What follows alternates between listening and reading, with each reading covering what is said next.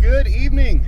It is about 6:30 on Sunday evening. As you can see, we're in the Jeep again finally because we got an off-road recovery to go do. I guess it's a van of some sort stuck in the Milliken OHV trail system, which is actually like 5-10 minutes right over here. It's actually right next to my house. The only problem is I'm totally lost out there. I don't know what any of the trails are or where they go. You sent me way off in the mountains way up there. I got it down like the back of my hand. The trails that are right here next to my house, completely lost. So we're gonna run over and go pick up my neighbor actually, and he's gonna come with me, and we're gonna go see if we can find this guy and get him out. Okay, he said trail 50. That looks like 50 to me. Does it look like 50 to you? This is Tom. This is my neighbor. He's coming out here to show me what I'm doing. Tell you that I'm grumpy. Yeah, his nickname is Grumpy, which is ironic because he's about the least grumpy guy I know. Until you point a camera at him. Well, he said it's gravel for a couple miles out, and then the gravel stops. And when the gravel stopped, he didn't stop, but now he's stuck. Well, he probably won't do that again. In my experience, I'm so sure. that doesn't mean they won't do it again. You get some double dipping sometimes. A lot of it. That's okay. I like repeat customers. Okay, fork in the road after the gravel, like you said, and there's some fresher tracks going that way. So I would guess that way. I would guess so too, because that's got a trail marker down there, but it's a different number. Yeah, and the tracks go this way that are the fresh tracks. Yeah, that's a different number, so I think we'll head out this way. Yeah, if we'd have just gone 10 more feet, we'd have seen the sign that says Trail 50 that we're supposed to be on. Why isn't it back there? Yeah, why isn't it over there? Oh, this is him right here. That was a super... Yeah. Yeah. That was a super quick few miles. More like a quarter mile. Yeah. Well, let's pull him out. Well, it looks like he was off over in there somewhere. Yeah. Well, let's go get him. Okay, well, he's got a hitch receiver, so we'll just put the kinetic rope into his receiver, pull him right back up into here, and then he can go downhill back out of here. Sound good? Looks like, Here. I mean, we'll see what happens here. He's got that spare tire under there. Yeah, but he's got the receiver right there. So. Oh, but he's got a hitch, so Yeah. you can. Have you got a receiver hook? Of course I do. Yeah, Here, you can be cameraman. It's going. You can just point at where it's going. Watch what you're doing, huh? Ah.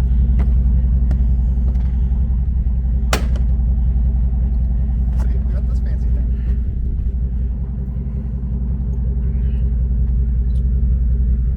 This guy really knows what he's doing, see? Do not lie to the people. I don't lie.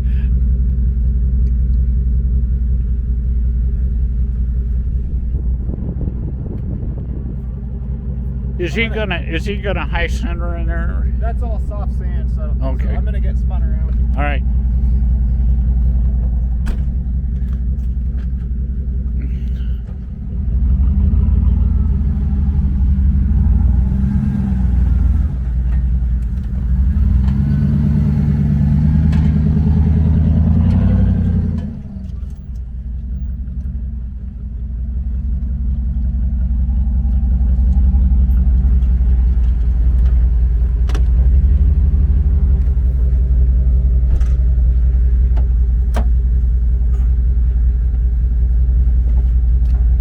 Snatch you, man. We'll use Matt's favorite tool and my least favorite tool. Yeah.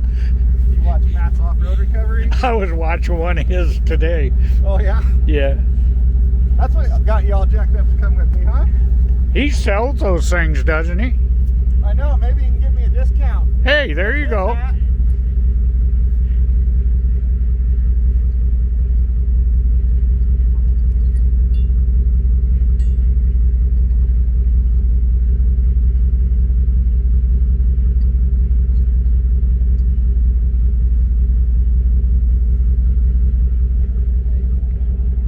Yeah, what I want you to do is take the wheels, turn it that way a bit, because I don't want you to get drugged right into that bush and scratch your van up. A little more, right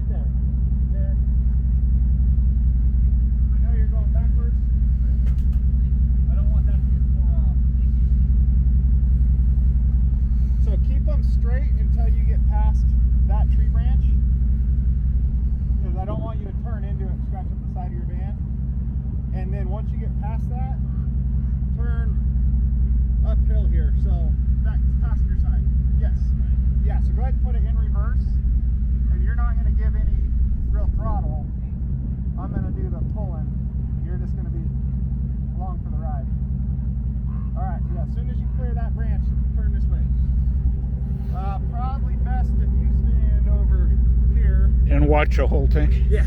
Okay. You got a zoom on this? Yeah. No. You got it figured out? I got it. No, I haven't got it figured out.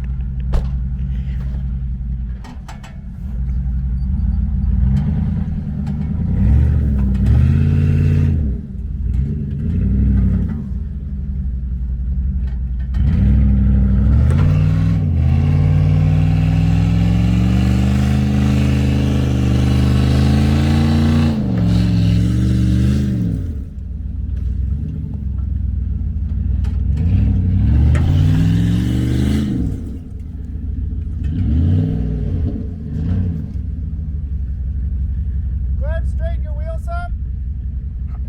Right there. Now just give a little bit of throttle in reverse as I go.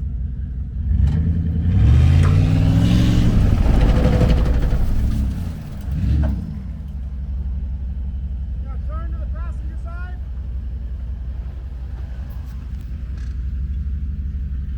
Yeah, now keep coming back this way.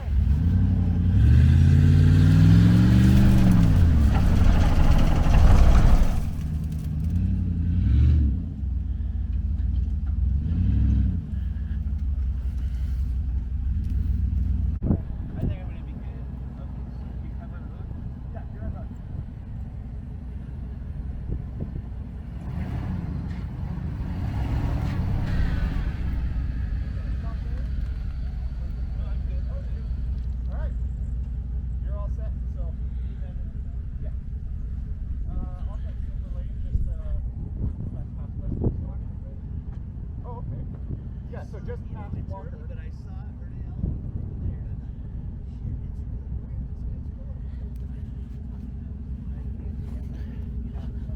Yeah.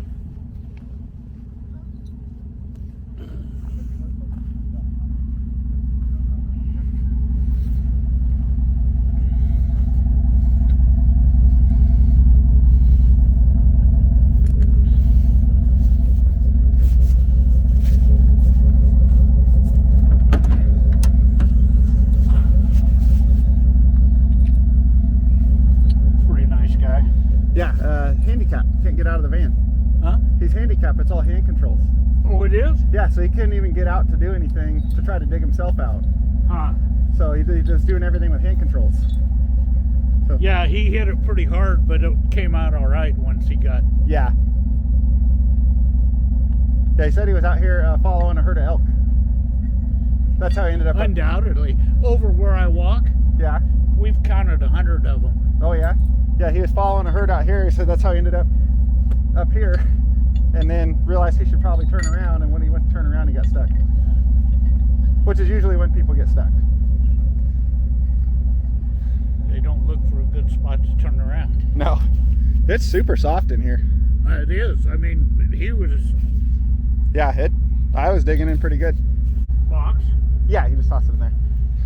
So for everybody who asks why I don't use a kinetic rope for everything, there's a kinetic rope.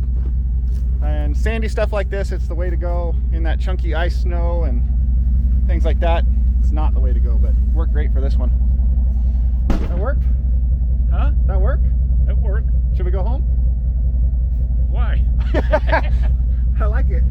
I have no idea where that goes. Well, why back up and we can keep going forward? I think this will loop right back down to the road. Oh, that goes. Yeah.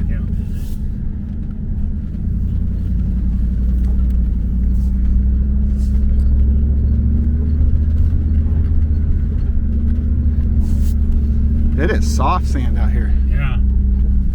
Really. Really soft. Like they cut firewood. Juniper, the firewood that lasts all of 5 minutes. I got a bunch if you need some. I took out 5 trees. I got a bunch too. If you need some. So this trail this guy was stuck on makes a big loop through the desert and comes out actually back closer to home. So we made the executive decision to follow the trail instead of taking the road back because that's more fun. So we are now wheeling our way home instead of taking the highway.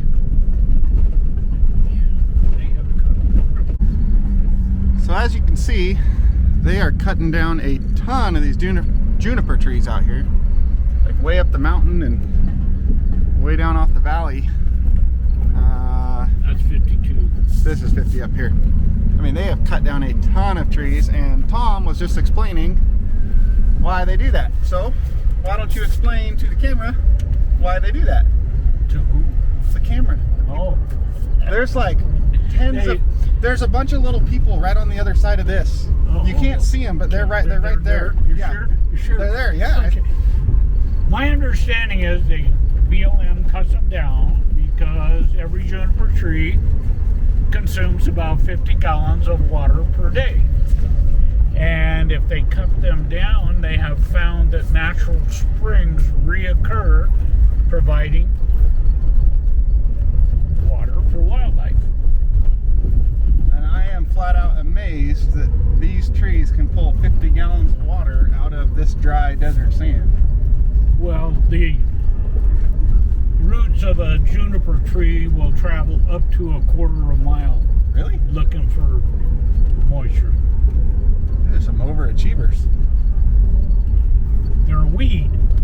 Yeah, that's why we're ripping them out of our properties back home. Yeah. Man, they have really cut these in here. Yeah. So Tom had just told me, he goes, I got a bunch of juniper wood if you want for your house. I'm like, I ripped out like 5 trees too. You can have all mine. We're both trying to get rid of it. Apparently, the BLM is out here trying to get rid of all the junipers too. Well, Man, they have really cut out here. Trail 50 this way. Yeah. They're leaving a few though, so it's not just totally desolate, but they are taking out a ton. It's amazing. That's a cool picture. Yeah, nice view from up here.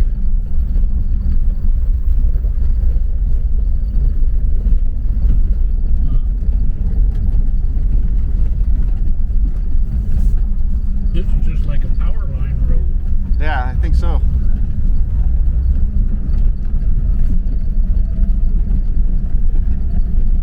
I think that trail 120 follows the power line the whole way through. What it kind of looks like. And we want to go this way back to the highway. Maybe.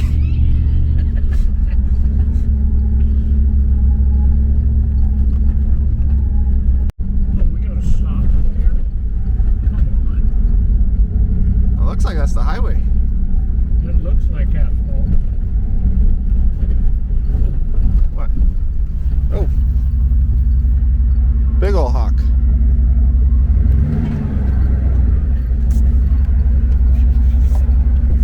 That's a big one. Yeah, it is. Okay, we just got Tom dropped off, and now I'm gonna go home, which is right across the street. And just like that, I'm home. And that's it. We're all done. That was a pretty easy one. We used the kinetic rope, and a lot of people ask me why I don't use the kinetic rope more.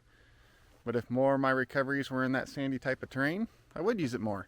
In that super crunchy ice snow, some of those big ice chunks can weigh 30-40 pounds, and yanking someone out backwards, if one of those goes up and hits the bottom lip of the bumper or something like that, you could easily rip something off or damage a car. And also in a lot of these ones that sit for so long, they get frozen into the ground. The tires are like concreted in. If you put a big yank on them too hard and nothing in the car wants to move, you really risk bending a control arm or tie rod end or something like that. So by winching, you can have a controlled pull. You can watch what's going on and stop if it's not doing what you want and readjust. So there's very different types of terrain and types of recoveries, and the kinetic rope is a great tool. It's definitely not the end-all tool. Very dependent on the terrain you're in.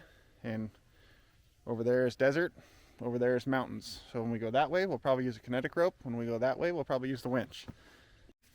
So with that said, we're gonna call it a night. Head inside and get some dinner.